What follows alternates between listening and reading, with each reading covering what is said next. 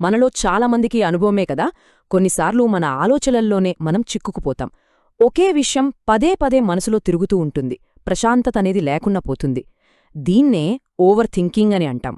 సరే, ఈరోజు మనం ఈ మానసిక చిక్కుముడిని ఎలా విప్పాలో, మళ్లీ ప్రశాంతమైన మనసుని ఎలా పొందాలో తెలుసుకుందాం. అదొక స్పష్టమైన మార్గం. చూడండి, ఈ మాటలు మన లోపలి ప్రపంచాన్ని ఎంత చక్కగా వివరిస్తున్నాయో కదా. జీవితం ఎప్పుడూ ఒకేలా సాఫీగా ఉండదు. కొన్నిసార్లు మానసిక తుఫాన్లు రావడం సహజం. ఈ ఓవర్ థింకింగ్ అనేది కూడా అలాంటి ఒక పెద్ద తుఫానే. అయితే ఇక్కడ మనం గుర్తుపెట్టుకోవాల్సిన విషయమేంటంటే, ప్రతి తుఫాను తరువాత ప్రశాంతత తప్పకుండా వస్తుంది.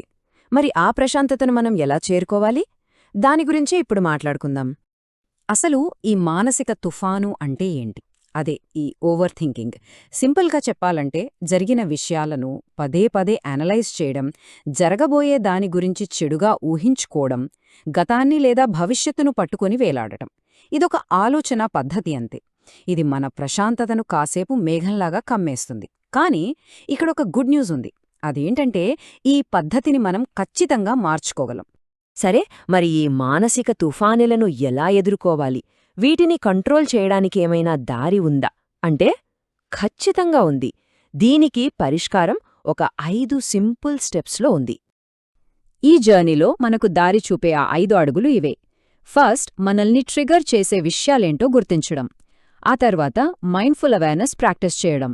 నెక్స్ట్, మన ఆలోచనల్నే మనం ప్రశ్నించుకోవడం. తర్వాత చిన్న చిన్న యాక్షన్స్ తీసుకోవడం. ఇక ఫైనల్గా అవసరమైతే సహాయం తీసుకోవడం. సో, మొదటి అడుగుతో మన ప్రయాణం మొదలుపెడదాం. ఓకే, మొదటి స్టెప్ ట్రిగ్గర్స్ని గుర్తించటం. చూడండి, ఏ తుఫానైనా ఒక చిన్న గాలితోనే మొదలవుతుంది కదా. అలాగే మనం మనసులో రేగే ఈ ఆలోచనల తుఫాను కూడా ఏదో ఒక కారణం ఉంటుంది.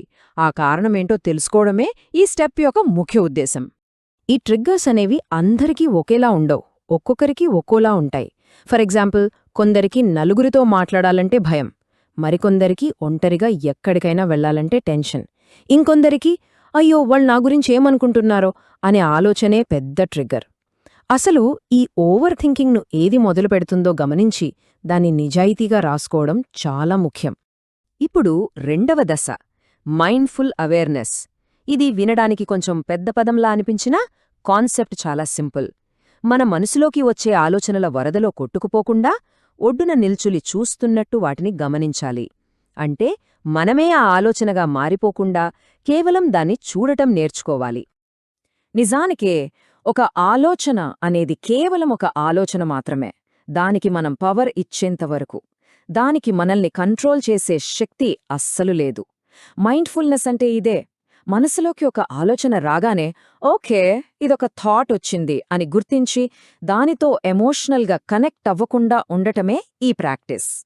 ఇక్కడ మనం మనస్సుతో యుద్ధం చెయ్యట్లేదు, అది గుర్తుపెట్టుకోవాలి. మన గోల్ ఆలోచనల్ని ఆపేయడం కాదు, అది జరగదు కూడా. జస్ట్ మన ఆలోచనలతో మనకున్న రిలేషన్షిప్ని మార్చుకుంటున్నాం అంతే. వాటిని మంచి చెడు అని జడ్జ్ చేయకుండా జస్ట్ అలా వస్తుంటే గమనిస్తున్నాం. సరే, మన ఆలోచనల్ని గమనించడం అలవాటయ్యాక నెక్స్ట్ 2 స్టెప్స్ ఒకదానికొకటి చాలా కనెక్టెడ్. అవేంటంటే, మన ఆలోచనల్ని ప్రశ్నించడం, ఆ తర్వాత యాక్షన్ తీసుకోవడం. ఎందుకంటే కేవలం అనలైజ్ చేస్తూ కూర్చోకుండా పని మొదలు పెట్టినప్పుడే ఈ ఓవర్ థింకింగ్ సైకిల్ని మనం బ్రేక్ చేయగలం. ఉదాహరణకి, మనసులో అయ్యో ఇలా జరగదేమో, తప్పుగా అయితే అని ఒక భయం మొదలవగానే వెంటనే దాన్ని ప్రశ్నించాలి. ఒక్క నిమిషం, ఈ ఆందోళన నిజంగా రియలిస్టిక్గా ఉందా? దీనికేమైనా ప్రూఫ్ ఉందా అని మనల్ని మనమే అడ్డుక్కోవాలి. ఈ ఒక్క ప్రశ్నతో మనం భయం నుంచి లాజిక్లోకి వచ్చేస్తాం. అప్పుడు ఆ ఆలోచనల పవర్ ఆటోమేటిక్గా తగ్గిపోతుంది. ఓవర్ థింకింగ్ చేసే అతిపెద్ద డ్యామేజ్ ఏంటంటే, అది మనల్ని అక్కడే ఫ్రీజ్ చేసేస్తుంది, ఏ పని చెయ్యనివ్వదు. మరి దీనికి విరుగుడేంటి? Simple, action. ఏదో ఒక చిన్న పని చెయ్యాలి. ఒక ఫోన్ కాల్, ఒక మెయిల్, లేదంటే ఒక్క వాక్యం రాయడం. ఇలాంటి ప్రతి చిన్న పని మనసులో పుట్టే భయాల కంటే మనమే పవర్ఫుల్ అని మనకు మనమే ప్రూఫ్ చేసుకున్నట్టు. ఇక చివరిది 5వ స్టెప్. ఇది చాలా చాలా ముఖ్యమైనది. ఈ జర్నీలో మనం ఒంటరిగా పోరాడాల్సిన అవసరం లేదు. హెల్ప్ అడగడం అనేది బలహీనత కాదు, అదొక ధైర్యం. అది మనల్ని మనలాంటి వాళ్లతో కనెక్ట్ చేస్తుంది. ఈ నంబర్ చూడండి, 73%. 73%. ఇది జస్ట్ ఒక నంబర్ కాదు, దీని వెనుక పెద్ద కథ ఉంది. రీసెర్చ్ ప్రకారం 25 నుంచి 35 ఏళ్ల వయసు వాళ్లల్లో దాదాపు 73% మంది దీర్ఘకాలిక ఓవర్ థింకింగ్తో సఫరవుతున్నారట. అంటే ఈ ఫీలింగ్ మనకు మాత్రమే వస్తుందని అనుకోవద్దు. ఇది చాలామంది ఎదుర్కొంటున్న ఒక కామన్ ప్రాబ్లం. అందుకే మనం ఒకరికొకరు సపోర్టుగా ఉండాలి. సహాయం తీసుకోవడానికి అస్సలు మొహమాట పడకూడదు. అది మనకు బాగా నమ్మకమున్న ఒక ఫ్రెండ్ కావచ్చు, ఫ్యామిలీ మెంబర్ కావచ్చు, లేదా అవసరమైతే ఒక ప్రొఫెషనల్ కౌన్సిలర్ కూడా కావచ్చు. మన ఫీలింగ్స్ని ఇంకొకరితో పంచుకోవడమే హీలింగ్లో మొదటి అడుగు. సో, చివరిగా ఈ మొత్తం ప్రయాణం యొక్క సారాంశం ఒక్కటే: సెల్ఫ్ అవేర్నెస్. మన లోపల ఏం జరుగుతుందో మనం ఎంత బాగా అర్థం చేసుకోగలిగితే మన బయటి ప్రపంచం అంత ప్రశాంతంగా, క్లియర్గా మారుతుంది. చివరగా ఈ ఒక్క ప్రశ్నతో ముగిద్దాం. ఈ ఆలోచనల గందరగోళమంతా సకిపోయి మనసు స్పష్టంగా, ప్రశాంతంగా ఉన్నప్పుడు మనమేం సాధించగలం? ఒక్కసారి ఊహించి చూడండి.